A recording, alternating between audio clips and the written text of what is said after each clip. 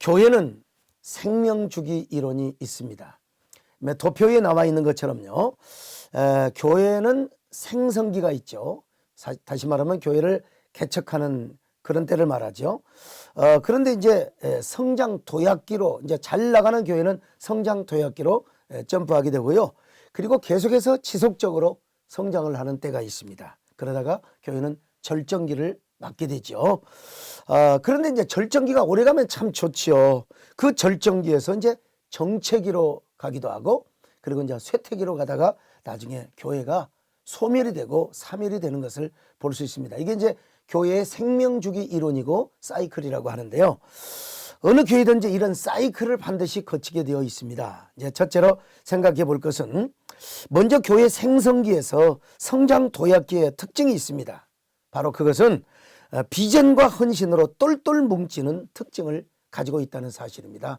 이 도표를 보면요. 이제 교회 생성기에서 성장 도약기. 이때는 목회자가 그야말로 전적인 헌신과 희생이 있어야 되고, 이 헌신과 희생에 함께 인발부되는 성도들이 있어야 교회 부흥이라고 하는 짝짝꿍이 이루어지게 되는 것이죠. 이때는 진짜 목회에 올인을 해야 됩니다. 그야말로 홀릭을 해요. 그냥 중독증이 걸린 사람처럼 교회밖에 몰라야 됩니다. 누가? 바로 목회자가. 그리고 그런 성도들이 있어야 됩니다.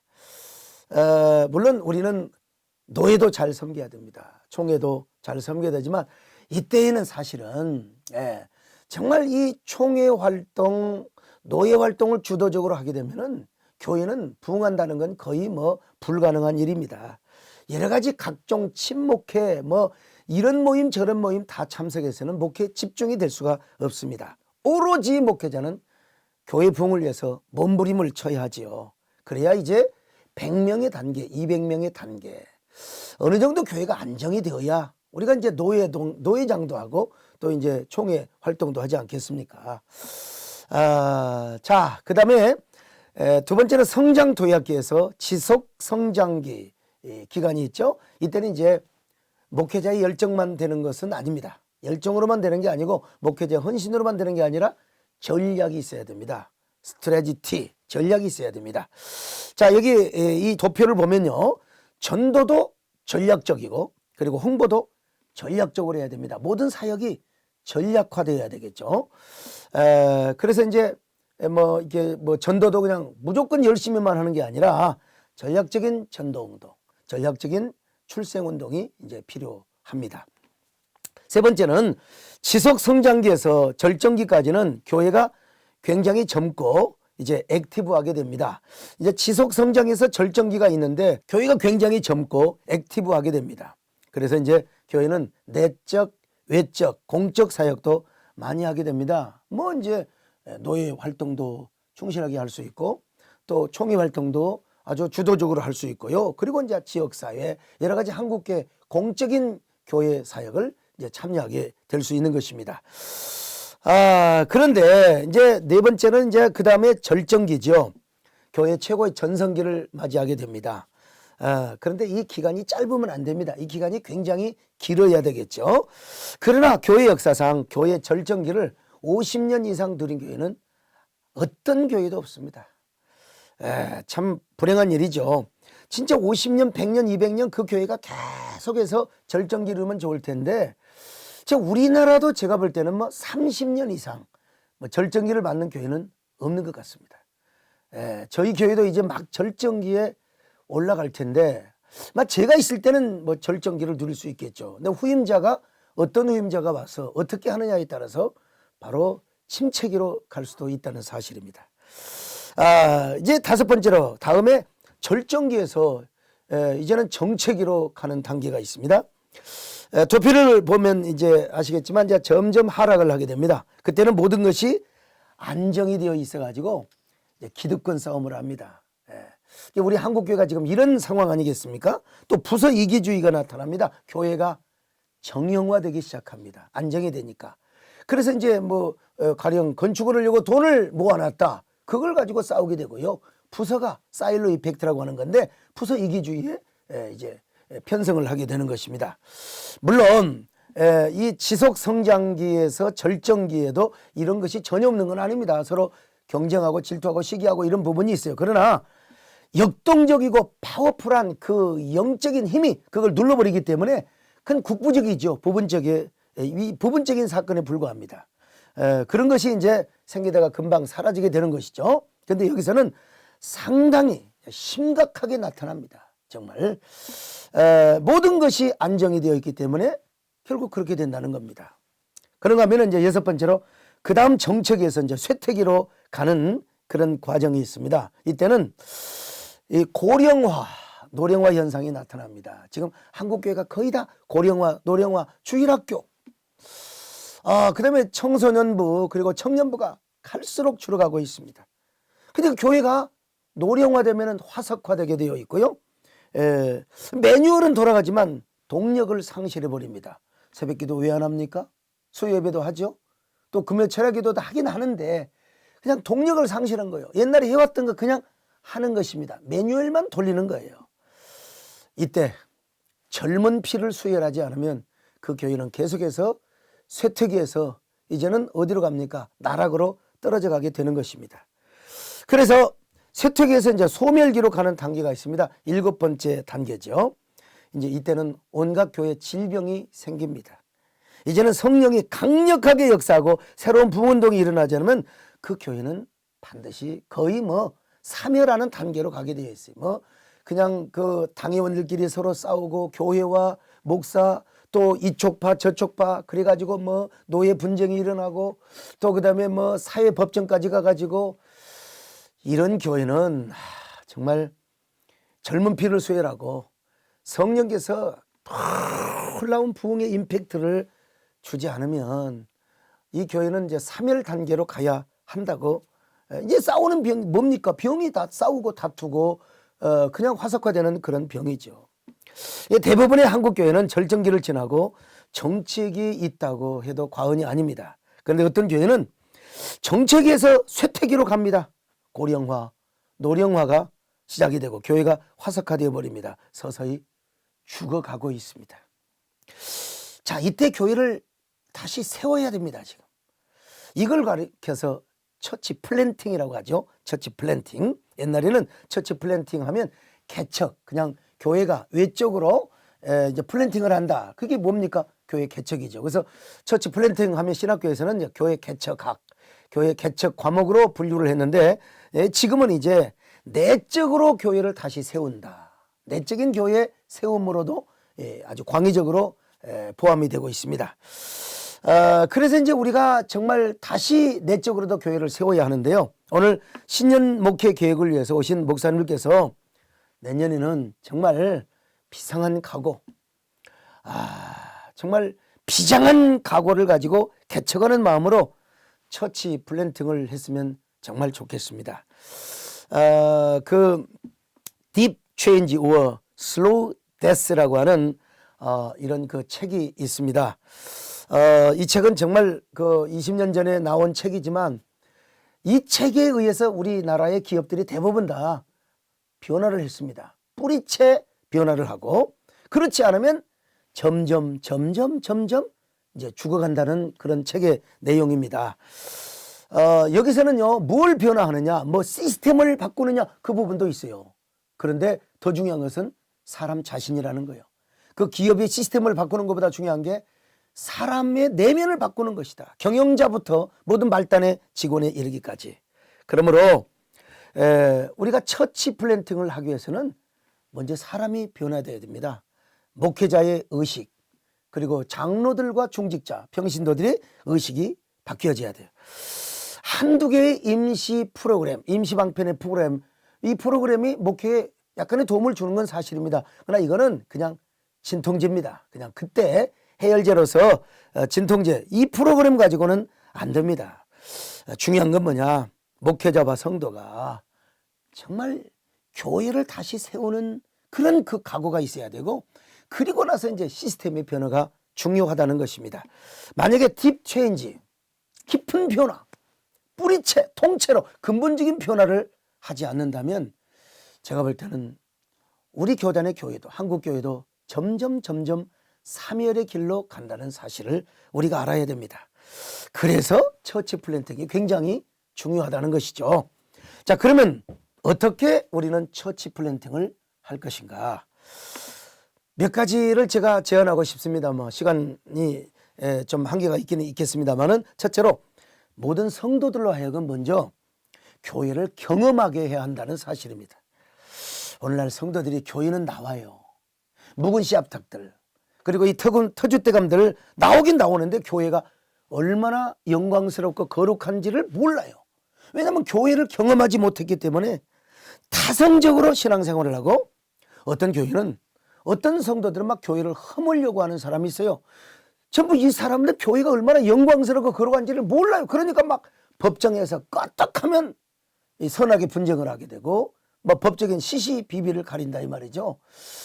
이런 게 이제 우리나라에 거점 3,000건에 이른다고 하지 않습니까? 물론 노예 총회까지 포함해서 그런 것이죠. 교회를 경험하는 성도들은 결코 그럴 수가 없다는 사실입니다. 우리가 교회의 영광성과 거룩성을 경험해야 되는데, 그걸 경험하기 위해서는 먼저 교회를 향한 내적 소명, 외적 소명을 우리가 알아야 됩니다.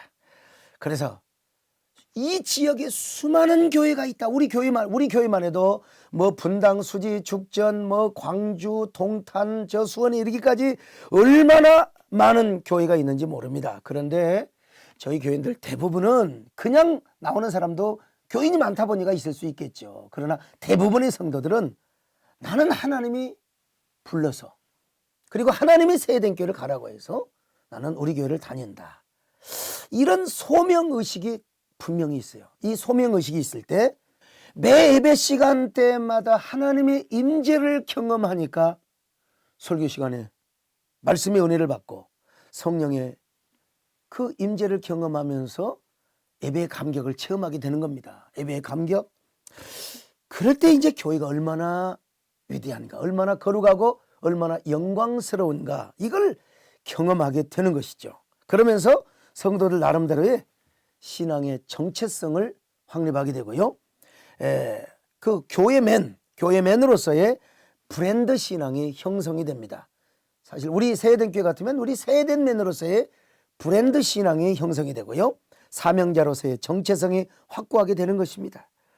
이런 신앙이 그리스도 예수 안에서 이제 초연결이 되고 네트워크가 이루어져서 이제는 교회가 생명 공동체가 되고, 혹은 성령 공동체 의식을 갖게 하는 것입니다. 그러니까 이런 사람들은 계속해서 교회에 깊숙이 더 들어오게 되는 것입니다. 이런 사람일수록 예배를 사모하게 되고, 말씀을 사모하게 되고, 공동체 신앙을 이루어서 가족 같은 사람이 되는 겁니다. 그러니까 어떻게 마음에 안 든다고 고소 고발을 하고 무슨 사법적인 분쟁에 갈 수가 있겠습니까?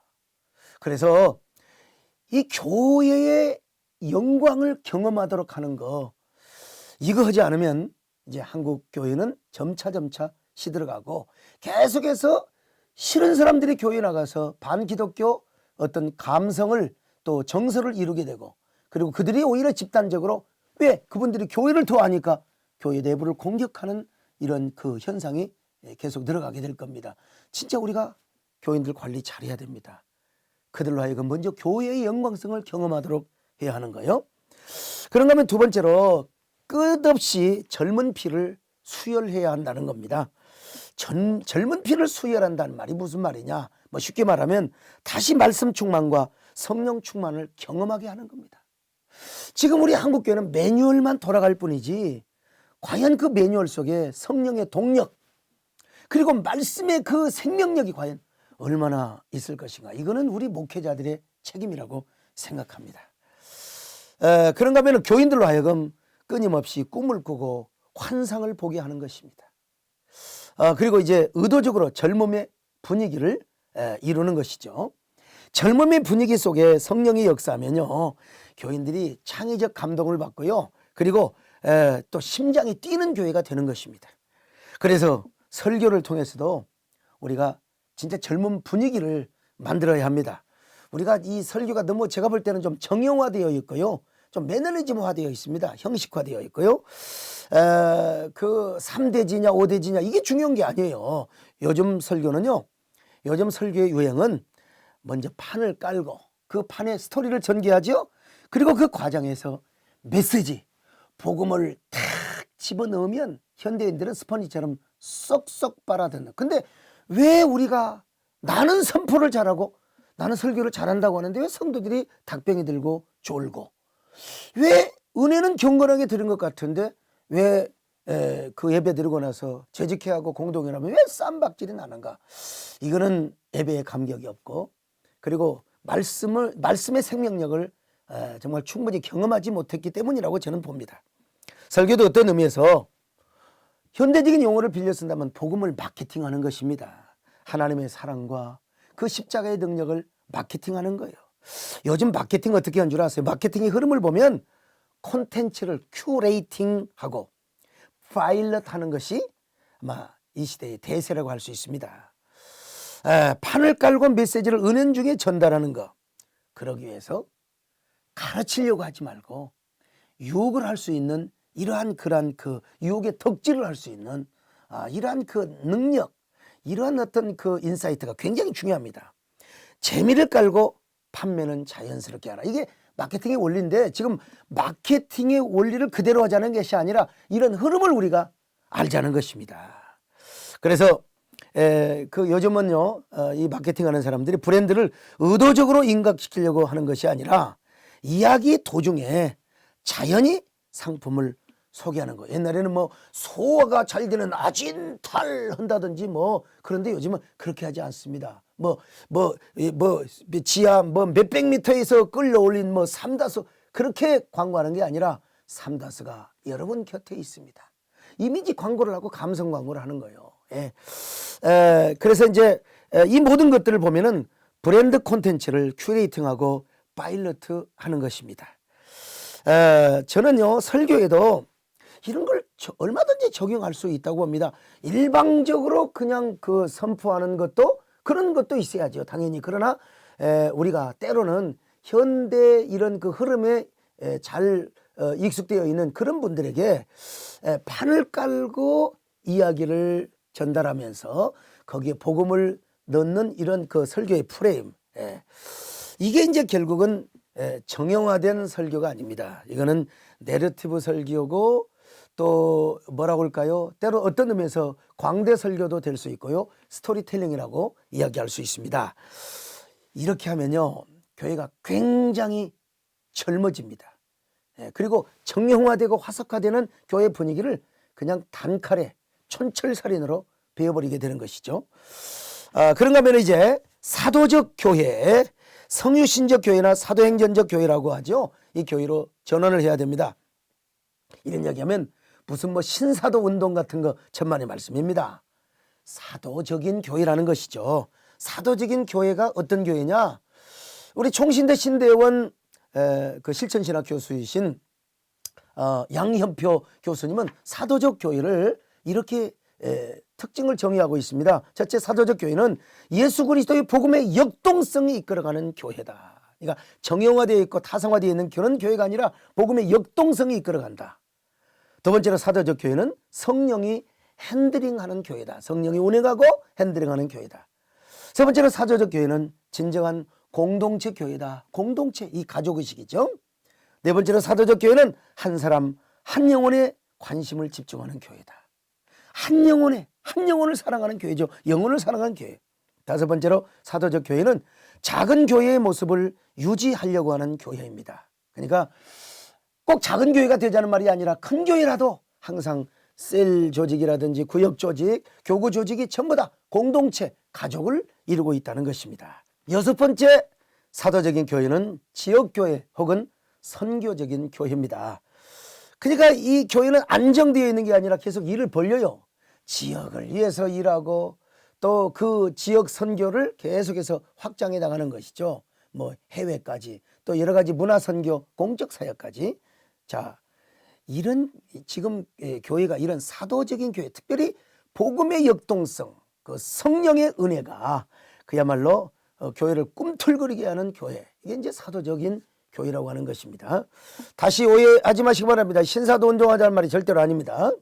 자, 그런가 하면 이제 통전적 교회를 이루어야 합니다. 네 번째로 통전적 교회. 통전적 교회는 세 가지로 정리할 수 있는데, 하나는 몸으로서의 교회, 몸으로서의 교회. 또 하나는 조직으로서의 교회. 그리고 세 번째는 공교회. 이제는 우리 개교회 로컬 처치를 넘어서 공적인 교회, 킹덤 처치를 의미하는 것이죠.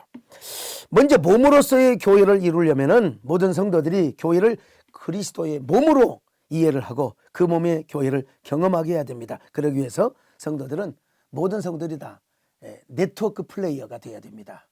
몸의 성도를 이루기 위해서는요, 몸의 교회를 이루기 위해서, 자, 몸으로서의 교회를 유기체의 교회라고 이야기하는데, 이런 교회를 만들려면은 이제 성도들이 훈련이 돼야 됩니다. 그냥 오늘 그저 뭐 제목만, 그저 대지만 불러주고 가겠습니다만은, 먼저 주님을 교회의 머리로 모시는 사람으로 성도들을 만들어야 됩니다.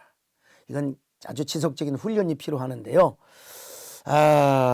정말 주님을 교회의 머리로 모시면 어떻게 교회에서 왕 노릇하려고 하겠습니까? 주님이 진정한 왕이라면요. 그런가 하면 복음 중심의 사람입니다. 요즘 너무 시대 트렌드에 달아져 가고 있어요.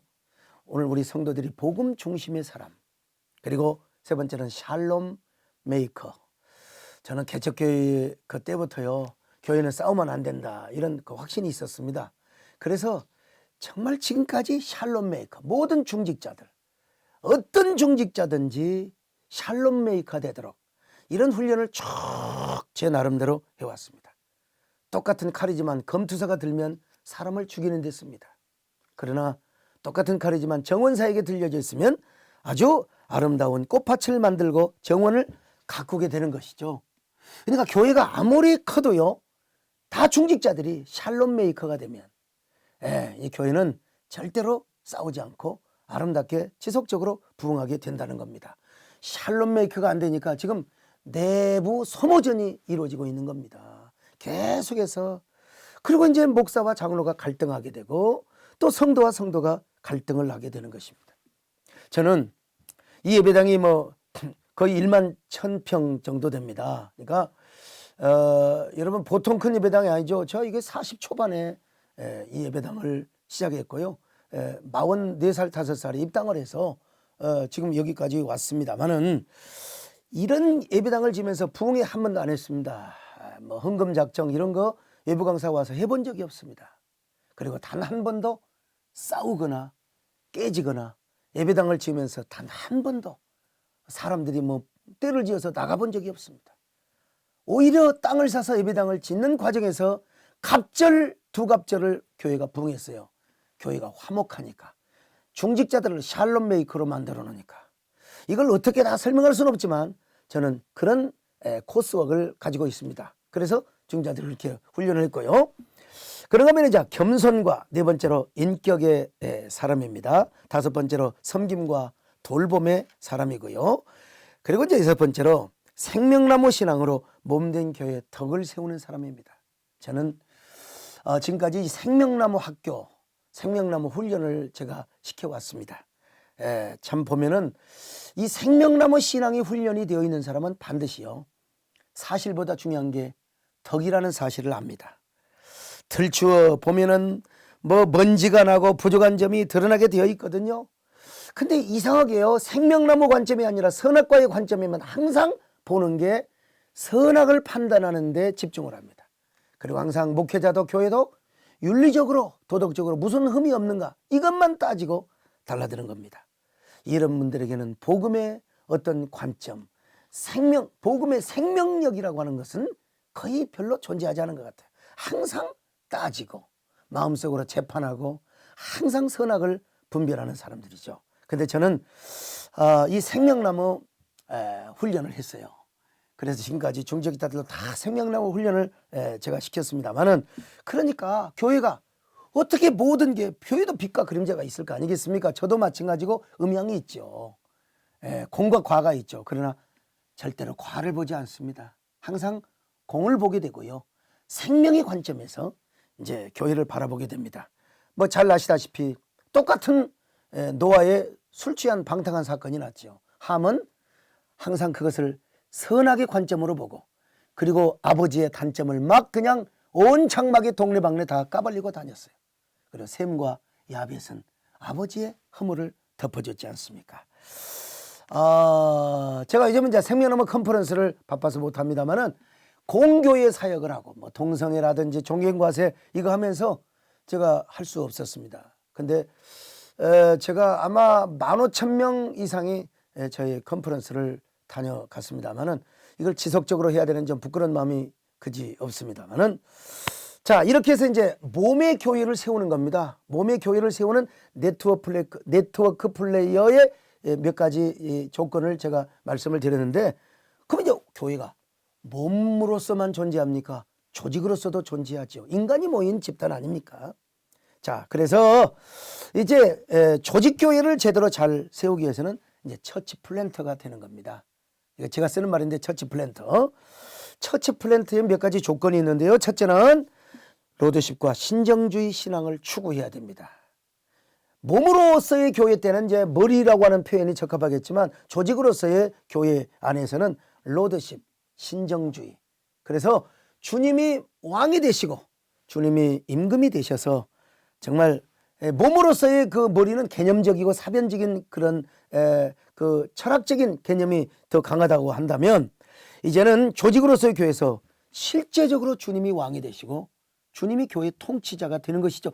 이게 바로 장로교입니다. 이게 바로 언약도에서 나오는 이 칼빈주의, 그 다음에 장로교 이론을 이야기할 때 전부 무슨 뭐 로컬 처치 어떻게 치리하고 통치하는 요거 장로들이 어떻게 하느냐 요것밖에 모르는데, 진정한 장로교의 원리와 본질은 뭐냐?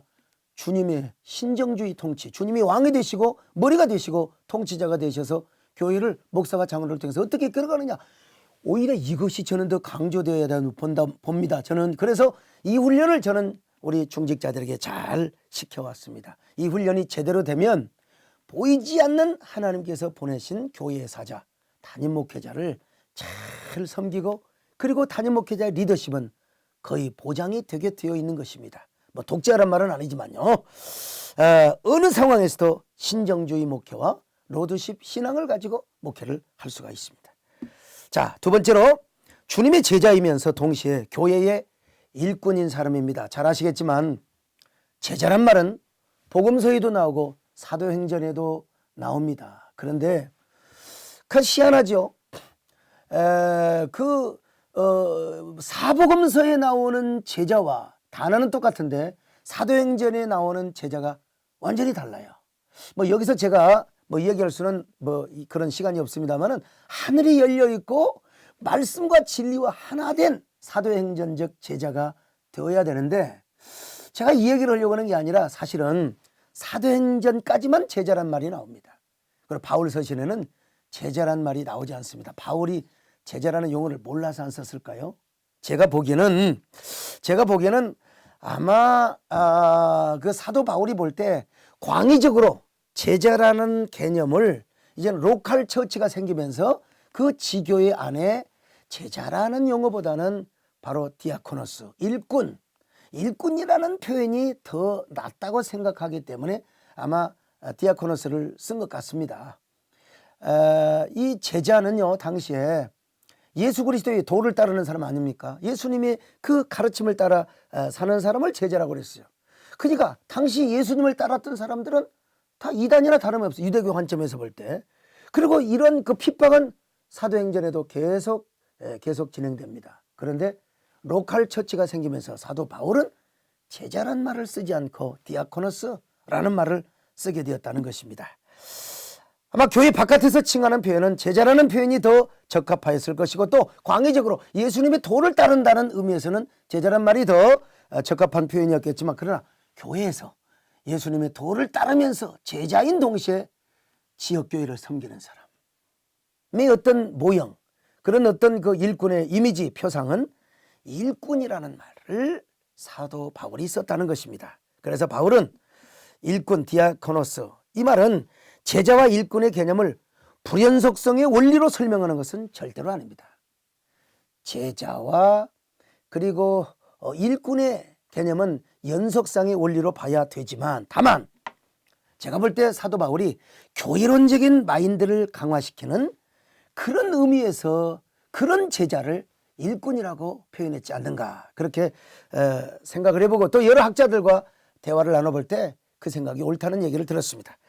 그래서 우리는 이 장로에서부터요 모든 평수신도 이르기까지 정말 주님이 왕 되시는 조직교회를 세우는 일꾼이요 플랜터가 돼야 되는데, 그러려면은 요 디아코노스 훈련, 과거에 청지기 훈련, 무슨 뭐 재직 훈련이 있잖아요. 근데 이게 어느 날 갑자기 사라졌어요. 우리는 제자 훈련해야 됩니다. 그러나 제자 훈련의 그 아름다운 이러한 그 어떤 슬로건 안에서 그 슬로건 아래에서 이 재직 훈련, 디아코노스 청지기 훈련이 조금 이렇게 사라지는 걸 봐요. 근데 이제 과거의 청지기 훈련은 좀 올드하고 너무 일방적이고 뭐 그랬습니다. 그런데 요즘 현대적인 트렌드의 옷을 입고 또 이렇게 잘 프레임을 잘 씌워서요, 이 청지기 훈련, 이게 교회론에 맞는 제자 훈련, 그리고 교회론을 강화시키는 제자 훈련, 이것이 저는 바로 디아코노스 훈련이라고 봅니다. 여러분, 저는 개척교회 때부터 이 부분에 굉장히 제가 잘 심혈을 기울였습니다. 가만히 보면 이제 제자 훈련 잘 받고 또 성경 공부를 많이 하는 사람들이 막 교회에서 안티 역할을 하고 막 교회를 분리하고 막 그냥 담임 목사와 갈등을, 물론 뭐 그럴 수도 있겠죠. 목회 철학이 다르고 교회관이 다를 수 있고, 그러나 제가 아는 한 디아코노스 훈련을 잘 시키면 이런 일은 절대로 없다는 사실입니다. 이게 바로 조직교회를 세우는 처치 플랜트의 두 번째 요건입니다. 자, 세 번째로 사익보다 교회 공익을 추구하는 사람이고요. 한이 없습니다만은 네 번째로 언제나 생산적 분위기, 창조적인 문화를 일으키는 사람이어야 합니다. 이게 이제 여러분, 첫째는 은혜를 받아야 되지만 그러나 이거는 교육이 꼭 따라야 한다는 겁니다. 교육과 훈련이 따라야 한다는 겁니다. 아무튼 어떤 경우에도 생산적인 분위기와 창조적인 문화를 일으키는 사람이 되어야 합니다. 그러기 위해서 창조적인 어떤 뭐라고 할까요? 창조적인 분위기를 만들고 또 창조적인 언어를 이제 사용해야 되죠. 우리 이 뇌에는요 전두엽이라는 게 있어요. 전두엽. 이 전두엽은 생각하고 사고하고 판단하는데, 그 이전에 우리의 모든 언어, 또 충격, 임팩트, 그 다음에 여러 가지 즐거움, 재미, 이걸 입력시키는 것이 바로 전두엽입니다. 이 전두엽에 세상 쾌락이 잘못 입력이 되면 그게 바로 중독이 되는 것이죠. 이 전두엽이에요. 우리 모든 세상적인 뭐 일락이나 쾌락이나 이런 것들이 입력이 되면 우리는 항상 그쪽으로 판단을 하게 되어 있습니다. 신앙도 마찬가지입니다. 이 전두엽에 우리의 신앙이 너무나 막 비판적이고 공격적이고 막 그냥 그다음에 막 아주 그냥 뭐라고 할까 선악적이고, 그렇게 되면 이거 어떻게 할 수가 없습니다. 그래서 중독이 되면요. 근데 어떤 사람은 싸우는 교회는 끝까지 싸우고요. 끝까지 어디 가서 목회자 괴롭히고 이런 사람은 교회를 옮겨도 마찬가지입니다. 이 전두엽에 그게 인각이 되어 있어요. 도박에, 뭐 성적인 중독에, 스마트폰 중독, 이거 안 돼요. 안 고쳐집니다. 그런데 이걸 어떻게 할 수 있느냐? 두 가지가 있어요. 하나는 뭐냐? 첫째는 이 전두엽을 성령이 지배해버리는 거예요. 말씀의 생명력이. 그러니까 세상의 쾌락과 윤리, 도덕보다 더 중요한 복음의 생명력과 성령의 임재가 그 전두엽을 지배해버리면 이게 바뀌어진다는 거예요. 그래서 중독에서 해방이 될 수 있고요. 두 번째는 환경적이라는 겁니다. 그래서 이제 도박을 좋아하는 사람, 또 마약을 좋아하는, 격리를 시키는 거죠. 격리. 그런 것처럼 교회도 분위기가 얼마나 중요한지 몰라. 첫째는 생명나무, 예수 그리스도의 복음의 생명력으로 그 전두엽을 지배해버릴 뿐만 아니라 그냥 성령의 임재로 그 전두엽을 그냥 지워버리는 겁니다. 거기다가 교회 분위기가 정말 중요한 겁니다. 현수막에 어떤 문구를 쓰고, 심지어는 소형 액자 문구를 통해서 또 화장실에다가 그런 액자를 걸어 놓는 것입니다. 생산적이고 창조적인 언어 문화를 만들어가기 위해서, 그리고 그런 분위기를 만들어가기 위해서요. 우리가 서로 예배 시간에 인사할 때도 창조적인 인사를 하는 이유가 거기에 있고요. 또 저희는 그 이미지 홍보를 합니다. 옛날에는 전철에다가 뭐 세등기 광고를 했는데 지금은 이미지 광고, 복음의 이미지, 교회 이미지. 가까운 데에 있으면 다른 교회로 가라요. 그러나 그 문자가 얼마나, 여러분 요즘은 이제 아마 이런 거 글귀 보셨는지 모르겠어요. 혼자 있으면 춥지요. 그러나 같이 있으면 따뜻합니다. 뭐 이런 문구를 넣어요. 그리고 화장실 여러분 가보십시오만은 아름다운 창조적인 문구들이 굉장히 많이 있습니다. 그런 분위기 속에서 성도들은 창의적인 사람이 되어가고 긍정적인 사람이 되어가는 것이죠. 다섯 번째로 교회를 위해 일사각오로 헌신하는 사람입니다. 옛날에는 그 허리띠를 졸라매고 얼마나 아주 서바이벌한 헌신을 했습니까? 요즘은 스칸디 문화가 들어와서 이제 그런 교인들을 별로 볼 수가 없습니다. 그래도 중직자들을 일사각오의 헌신자들로 훈련을 시켜야 됩니다.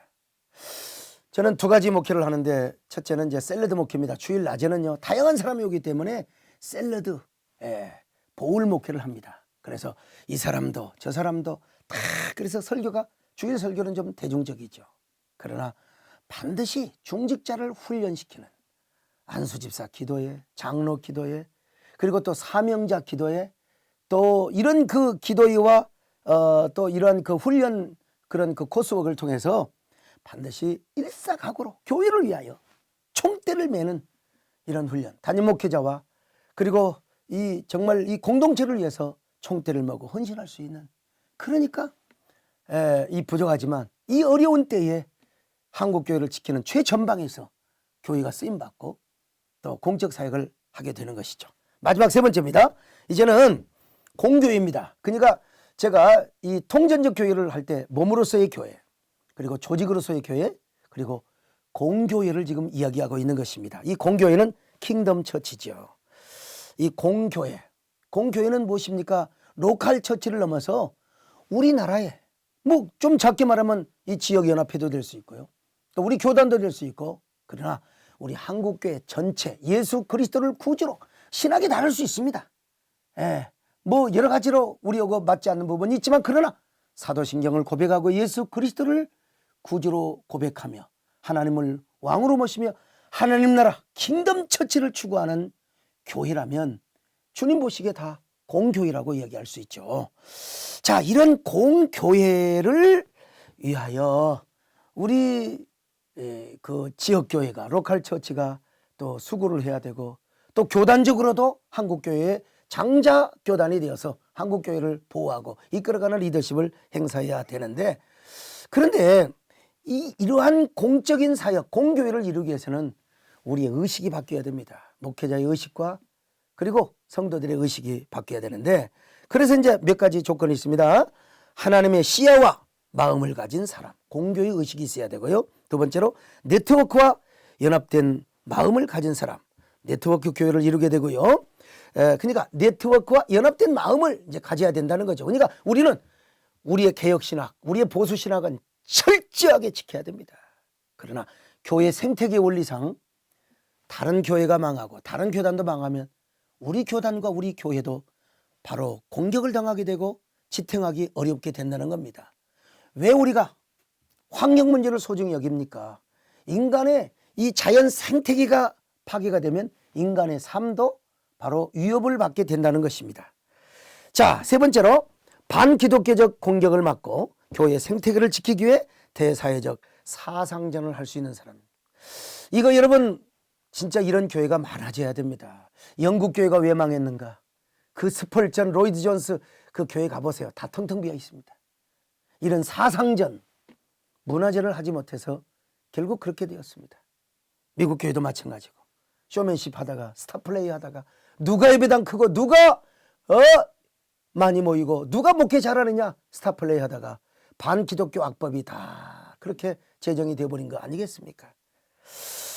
네 번째로 미디어 선교, 문화 선교의 의식이 있는 사람. 이거는 진짜 하루아침이 아닙니다. 저는 부족하지만 교인들에게 또 우리 장로님들에게 이런 훈련을 해서 우리 성도들이 저를 우리 한국교회 공익과 교회 생태계를 세우기 위해 파송한 선교사라고 생각을 합니다. 저는 대만에 가서도 이런 얘기를 했더니 이 대만이 지금 얼마나 움직이고 있는 줄 아십니까? 아무것도 모르고 동성애법이 통과가 되었어요. 대만의 체육관에서 뭐 10,000명 집회를 하고 목회자 세미나를 뭐 500명, 1,000명이 모였을 때 제가 이 공교의 킹덤 처치, 문화전과 사상전을 이야기했을 때 그분들이 정신을 차리고 각성을 해서 지금 이제 동성애 뭡니까? 동성애법을 이제는 폐지하자고는 서명을 지금 하고 있습니다. 이걸 좀 진즉 알았으면 얼마나 좋았을까 하는 생각이 드는데요. 오늘 시간 관계상 부족한 감이 많습니다만은 신년 한 해 목사님들의 목회에 하나님의 사랑과 은혜가 가득 넘쳐나시기를 바라며 꼭 처치 플랜터에 대한 그런 의식을 가지시고 내년 목회 계획을 세우셨으면 정말 좋겠습니다. 여러분 사랑하며 축복합니다. 감사합니다.